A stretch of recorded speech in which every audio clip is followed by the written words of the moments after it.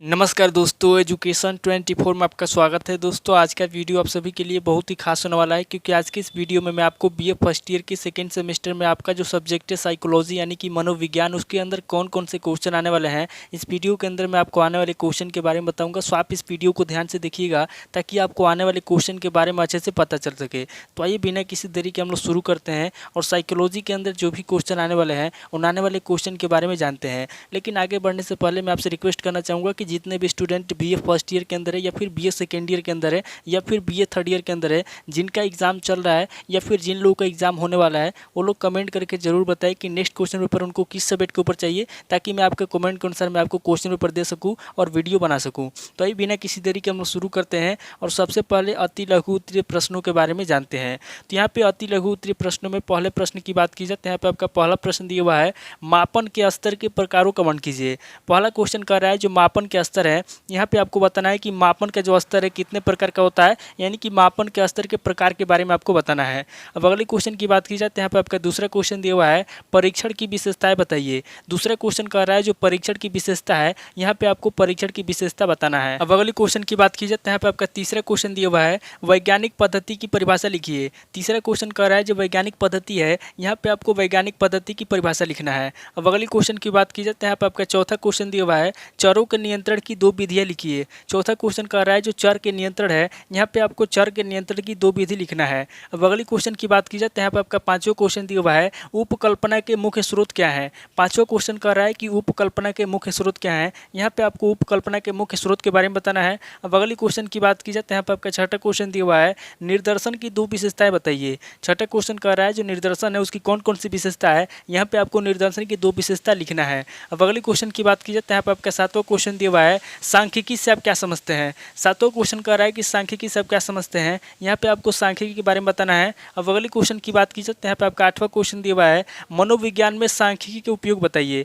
आठवां क्वेश्चन कह रहा है जो मनोविज्ञान है उसमें सांख्यिकी का क्या उपयोग है, यहाँ पे आपको मनोविज्ञान में सांख्यिकी के उपयोग बताना है। अब अगले क्वेश्चन की बात की जाए तो यहाँ पे आपका नवा क्वेश्चन दिया हुआ है, आवृत्ति बहुभुज निर्माण के नियम बताइए। नवा क्वेश्चन कह रहा है जो आवृत्ति बहुभुज निर्माण के नियम है, यहाँ पे आपको उन नियमों के बारे में बताना है। अब अगले क्वेश्चन की बात की जाए तो यहाँ पे आपका 10वां क्वेश्चन दिया हुआ है, रेखा चित्रों की विशेषताएं बताइए। 10वां क्वेश्चन कर रहा है जो रेखा चित्र है उसकी क्या विशेषता है, यहाँ पे आपको रेखा चित्रों की विशेषता बताना है। अब अगले क्वेश्चन की बात की जाए तो यहाँ पे आपका 11वां क्वेश्चन दिया हुआ है, स्तंभाकृति एवं स्तंभ रेखा चित्र में अंतर बताइए। 11वां क्वेश्चन कर रहा है जो स्तंभाकृति होता है और जो स्तंभ रेखा चित्र होता है, इन दोनों में क्या अंतर है, यहाँ पे आपको स्तंभाकृति एवं स्तंभ रेखा चित्र में अंतर बताना है। अब अगले क्वेश्चन की बात की जाए तो यहाँ पे आपका 12वां क्वेश्चन दिया हुआ है, ग्राफ के लाभ क्या है। 12वां क्वेश्चन कर रहा है कि ग्राफ के लाभ क्या है, यहाँ पे आपको ग्राफ के लाभ बताना है। अगले क्वेश्चन की बात की जाए तो यहाँ पे आपका 13वां क्वेश्चन दिया हुआ है, परीक्षण की वैधता को परिभाषित कीजिए। 13वां क्वेश्चन कह रहा है जो परीक्षण है, यहाँ पे आपको परीक्षण की वैधता की परिभाषा लिखना है। अब अगले क्वेश्चन की बात की जाए तो यहाँ पे आपका 14वां क्वेश्चन दिया हुआ है, सामूहिक बुद्धि परीक्षण का उल्लेख कीजिए। 14वां क्वेश्चन कह रहा है जो सामूहिक बुद्धि परीक्षण है, यहाँ पे आपको सामूहिक बुद्धि परीक्षण के बारे में बताना है। तो टोटल आपके 14 क्वेश्चन हो गए जो आपसे अति लघु उत्तरीय प्रश्न में पूछे जाएंगे। अब आगे हम लोग लघु उत्तरीय प्रश्नों के बारे में जानेंगे। तो यहाँ पे लघु उत्तरीय प्रश्नों में पहले प्रश्न की बात की जाए तो यहाँ पे आपका पहला प्रश्न दिया हुआ है, परीक्षण के साइकोमेट्रिक्स गुणों पर संक्षिप्त टिप्पणी लिखिए। पहला क्वेश्चन कह रहा है जो परीक्षण का साइकोमेट्रिक्स गुण है, यहाँ पे आपको साइकोमेट्रिक्स गुण पे संक्षिप्त में टिप्पणी लिखना है। अब अगले क्वेश्चन की बात की जाए तो यहाँ पे आपका दूसरा क्वेश्चन दिया हुआ है, मानसिक आयु से आप क्या समझते हैं। दूसरा क्वेश्चन कह रहा है कि मानसिक आयु से आप क्या समझते हैं, यहाँ पे आपको मानसिक आयु के बारे में बताना है। अब अगले क्वेश्चन की बात की जाए तो यहाँ पे आपका तीसरा क्वेश्चन दिया हुआ है, स्थान क्रम अंतर विधि के गुण तथा सीमाएं बताइए। तीसरा क्वेश्चन कह रहा है जो स्थान क्रम अंतर विधि है, यहाँ पे आपको स्थान क्रम अंतर विधि के गुण तथा सीमाओं के बारे में बताना है। अब अगले क्वेश्चन की बात की जाए तो यहाँ पे आपका चौथा क्वेश्चन दिया हुआ है, बहुलक की उपयोगिता बतलाइए। चौथा क्वेश्चन कर रहा है जो बहुलक है उसकी क्या उपयोगिता है, यहाँ पे आपको बहुलक की उपयोगिता के बारे में बताना है। अब अगले क्वेश्चन की बात की जाए तो यहाँ पे आपका पांचवा क्वेश्चन दिया हुआ है, माध्यिका का अर्थ बतलाइए। पांचवा क्वेश्चन कह रहा है जो माध्यिका है उसका क्या अर्थ है, यहाँ पे आपको माध्यिका का अर्थ बताना है।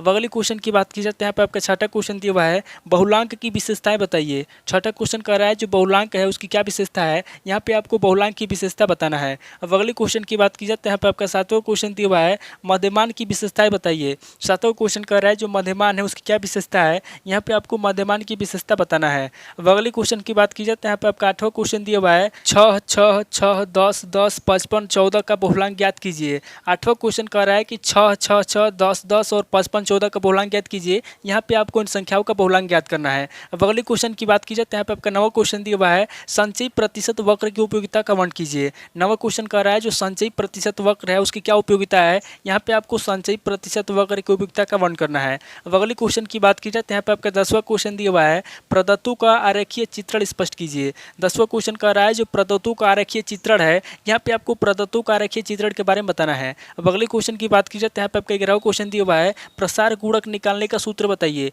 11वां क्वेश्चन कह रहा है जो प्रसार गुणक है उसका क्या सूत्र है, यहाँ पे आपको प्रसार गुणक निकालने का सूत्र बताना है। अब अगले क्वेश्चन की बात की जाए तो यहाँ पे आपका 12वां क्वेश्चन दिया हुआ है सांख्यिकी के क्षेत्र का वर्णन कीजिए। 12वां क्वेश्चन कह रहा है जो सांख्यिकी का क्षेत्र है, यहाँ पे आपको सांख्यिकी के क्षेत्र के बारे में बताना है। अब अगले क्वेश्चन की बात की जाए तो यहाँ पे आपका 13वां क्वेश्चन दिया हुआ है संकल्पना तथा चर में अंतर बताइए। 13वां क्वेश्चन कह रहा है जो संकल्पना तथा चर है, यहाँ पे आपको संकल्पना तथा चर के बारे में बताना है। अब अगले क्वेश्चन की बात की जाए तो यहाँ पे आपका 14वां क्वेश्चन दिया हुआ है नियंत्रण के उद्देश्य क्या है। 14वां क्वेश्चन कह रहा है कि नियंत्रण के उद्देश्य क्या है, यहाँ पे आपको नियंत्रण के उद्देश्य के बारे में बताना है। अब अगले क्वेश्चन की बात की जाए तो यहाँ पे आपका 15वां क्वेश्चन दिया हुआ है मनोवैज्ञानिक मापन की विशेषताएं बताइए। 15वां क्वेश्चन कह रहा है जो मनोवैज्ञानिक मापन है उसकी क्या विशेषता है, यहाँ पे आपको मनोवैज्ञानिक मापन की विशेषता बताना है। तो टोटल आपके 15 क्वेश्चन हो गए जो आपसे लघु उत्तरीय प्रश्न में पूछे जाएंगे। अब आगे हम लोग दीर्घ उत्तरीय प्रश्नों के बारे में जानेंगे। तो यहाँ पे दीर्घ उत्तरीय प्रश्नों में पहले प्रश्न की बात की जाए तो यहाँ पे आपका पहला प्रश्न दिया हुआ है प्रयोग क्या है, प्रयोग में प्रयोगात्मक चरों की भूमिका पर प्रकाश डालिए। पहला क्वेश्चन कह रहा है कि प्रयोग क्या है,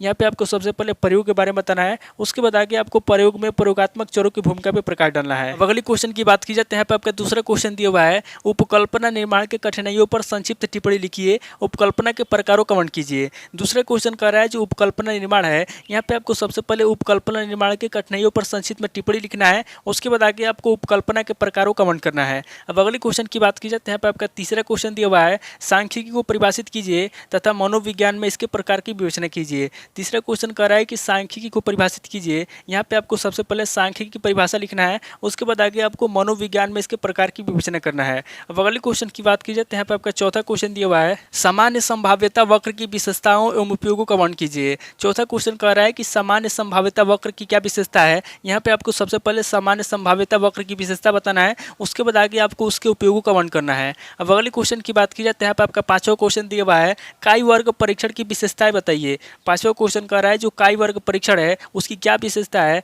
यहाँ पे आपको काई वर्ग परीक्षण की विशेषता बताना है। अब अगले क्वेश्चन की बात की जाए तो यहाँ पे आपका छठा क्वेश्चन दिया हुआ है विश्वसनीयता क्या है, परीक्षण पुनः परीक्षण विधि का वर्णन कीजिए। छठा क्वेश्चन कह रहा है कि विश्वसनीयता क्या है, यहाँ पे आपको सबसे पहले विश्वसनीयता के बारे में बताना है, उसके बाद आगे आपको परीक्षण पुनः परीक्षण विधि का वर्णन करना है। अब अगले क्वेश्चन की बात की जाए तो यहाँ पे आपका सातवां क्वेश्चन दिया हुआ है स्टैनफोर्ड विनय की बुद्धि मापनी का वर्णन कीजिए। सातवां क्वेश्चन कह रहा है कि स्टैनफोर्ड विनय की बुद्धि मापनी क्या है, यहाँ पे आपको स्टैनफोर्ड विनय बुद्धि परीक्षण मापनी का वर्णन करना है। अब अगले क्वेश्चन की बात की जाए तो यहाँ पे आपका आठवां क्वेश्चन दिया हुआ है व्यक्तित्व परिसूची का क्या अर्थ है, परिसूची का वर्गीकरण एवं विशेषताएं बतलाइए। आठवां क्वेश्चन कह रहा है कि व्यक्तित्व परिसूची का क्या अर्थ है, यहाँ पे आपको सबसे पहले व्यक्तित्व परिसूची का अर्थ बताना है, उसके बाद आगे आपको परिसूची का वर्गीकरण करना है और उसकी विशेषता बताना है। तो टोटल आपके 8 क्वेश्चन हो गए जो आपसे दीर्घ उत्तरीय प्रश्न में पूछे जाएंगे। तो इस वीडियो के अंदर मैंने आपको अति लघु उत्तरीय प्रश्न, लघु उत्तरीय प्रश्न और दीर्घ उत्तरीय प्रश्न तीनों तरह के प्रश्नों के बारे में बता दिया। आप इन तीनों तरह के प्रश्नों को नोट कर लीजिए और किसी किताब से सीरीज से मिलाकर के याद कर लीजिए। तो दोस्तों आज इस वीडियो को मैं पे स्किप करता हूँ और मिलता है आपसे नेक्स्ट वीडियो में।